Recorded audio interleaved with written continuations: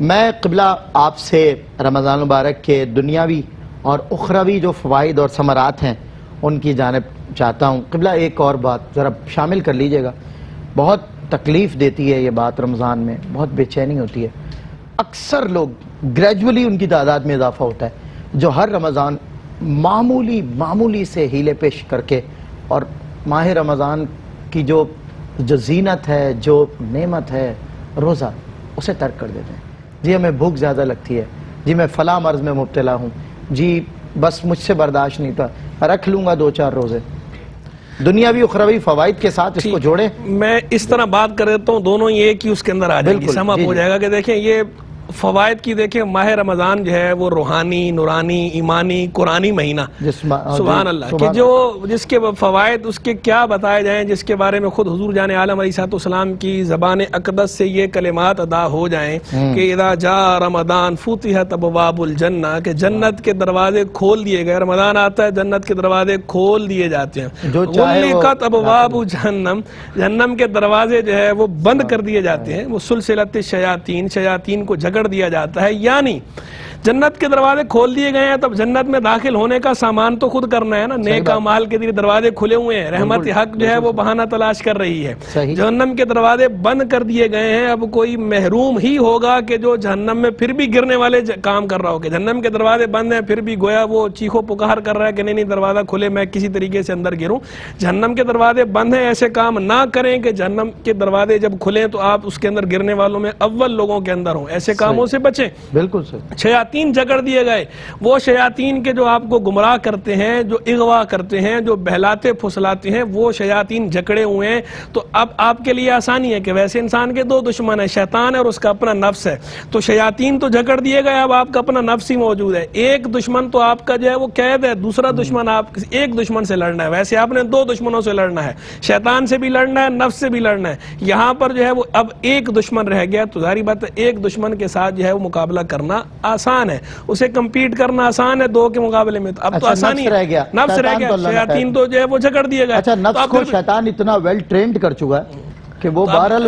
اس کی تقلید میں ہی، اس کی تقلید میں، تو اب یہ تو نفس کی تہذیب اور تربیت تو آپ نے کرنی ہے نا، دنیا تو امتحان گاہ ہے، آزمائش ہے، اس دنیا میں آپ امتحان گاہ ہے آپ کی، آپ امتحان کے لیے آئے ہیں، تو یہی تو امتحان ہے، اب اس سے گزرنا ہے آپ نے اپنے نفس کی تہذیب کرنی ہے، اپنے نفس امارہ کو لوامہ میں کنورٹ کرنا ہے، اور پھر لوامہ کے بعد مطمئنہ میں کنورٹ کرنا ہے، ایمان والے اس میں، یہ تو آپ نے رذائل سے بچنا ہے، فضائل کی طرف آنا ہے۔ تو یہ جو ماہ رمضان ہے یہ ایسا فوائد والا مہینہ ہے کہ اس کے اندر جو اللہ کی رضا حاصل کرنا آسان ہے، اس کے اندر اللہ تبارک و تعالیٰ کی جنت حاصل کرنا آسان ہے، اس میں اللہ تبارک و تعالیٰ کی دوزخ سے بچنا، اللہ کے عذاب سے بچنا یہ آسان ہے۔ جو آخرت کے فائدے ہیں وہ تو آخرت کے فائدے جب جائیں گے تو دیکھیں گے، اور جو بیان کر دیے گئے وہ اتنے زیادہ ہیں کہ سن کر ہی بندے کا دل جو ہے وہ باغ ہو جاتا ہے۔ جب نصیب ہوں گے تو کیا ہوگا کہ وہ اخروی فوائد کیا کہ جو ہے وہ اللہ فرمائے کہ میرا مہینہ ہے اور اس کی جزا میں دوں گا، اور بعض جو دوسری قرات وہ پڑھتے ہیں کہ جناب اس کی جزا مجھول کا سیگا ایک تو پڑھا جاتا اور ایک معروف کا، مجھول کا پڑھیں تو کہتے ہیں اس کی جزا میں ہوں گا،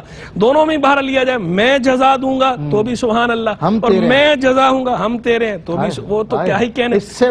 بڑی کیا، وہ جس کے لیے باب ریان فرمایا گیا کہ ریان دروازے سے جنت کے اندر داخل ہوں گے، وہ جس کے لیے فرمایا گیا کہ اس کے منہ سے اگر خوش جو ہے وہ بدبو آ رہی ہے بدبو، لیکن اللہ کی بارگاہ میں وہ مشک سے بڑھ کر ہے۔ یہ جو روزے دار ہے اس کے منہ سے ہے بدبو، لیکن رب کے حضور جو ہے وہ اس کا درجہ یہ ہے کہ وہ مشک سے بڑھ کر ہے، وہ خوشبو سے بڑھ کر ہے۔ اس کے اخروی فائدوں کی کیا بات کی جائے، اخروی فوائد تو اس کے بے شمار ہیں، دنیاوی فوائد اتنے زیادہ ہیں کہ دنیا کے اندر سب سے پہلا فائدہ تو یہ ہے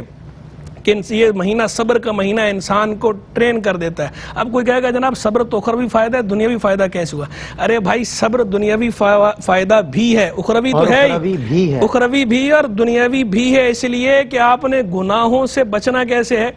صبر کے اندر گناہوں سے بچنا بھی شامل ہے، صبر کے اندر اپنے آپ کو گناہوں سے بچانا، صبر کے اندر اپنے آپ کو شکوہ شکایت سے بچانا، صبر کے اندر نفسانی خواہشات سے بچانا، تو یہ صبر آپ کو دنیا کا فائدہ بھی دے رہا ہے اور یہ صبر آپ کو آخرت کا فائدہ بھی دے رہا ہے۔ دنیا کا فائدہ آپ کو یوں بھی دے رہا ہے، کسی صبر کے ذریعے آپ نے لوگوں کی بھوک پیاس کا احساس کرنا ہے، تو یہ بھوک پیاس کا احساس، پیاسے رہیں گے بھوکے رہیں گے تو ایسا احساس ہوگا نا۔ غمخاری کا مہینہ شہر المواسات ہے، غمخاری بڑھ جاتی جاتی ہے، صدقات بڑھ جاتے ہیں، خیرات بڑھ جاتی ہے، اور جو اس کے اندر صحت کے فوائد ہیں وہ تو اتنے ہیں کہ آپ کو جگر کا فائدہ، آپ کو ہارٹ کا فائدہ، آپ کو پھیپھڑوں کا فائدہ، آپ کو اعصاب کا فائدہ، آپ کو 30 دن جو ہے، پورا ایک مہینہ آپ جو گزار رہے ہیں اس طرح بھوکا پیاسا جو ہے، اس کے فوائد آپ کے سارے سسٹم پہ پڑ رہے ہیں، نظام انہضام پہ بھی پڑ رہے ہیں، ڈائجسٹو سسٹم پہ بھی پڑ رہے ہیں، لیکن وہ فائدے تبھی حاصل ہوں گے جب آپ سحری افطاری میں معقول کھائیں گے، توازن کے ساتھ کھائیں گے۔ اگر سحری افطاری میں سارا حساب آپ نے پورا کر دینا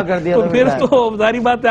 پھر آپ بیمار پڑیں گے۔ زیادہ ڈائٹ لے سومو تسہو، روزہ رکھو صحت یاب ہو جاؤ گے، جبکہ روزے کی روح کے مطابق اور جو روزے کا مقصود ہے اس کے مطابق رکھو، تو یہ نہیں کہ سحری افطاری کیا جائے۔ رمضان سے پہلے ہی آپ پر وہ اثرات نظر آ رہے ہیں رمضان کے، ماشاءاللہ آپ تھوڑے سمارٹ بھی ہوئے ہیں، میں دیکھ رہا ہوں آپ نے اب میں یہ کہتا ہوں اپنے دوستوں کو بھی کہتا ہوں کہ شعبان المعظم میں اگر بندہ پریپیئر ہونا چاہتا ہے نا تو شارٹ ڈائٹ کر لے، مطلب مختصر اس کے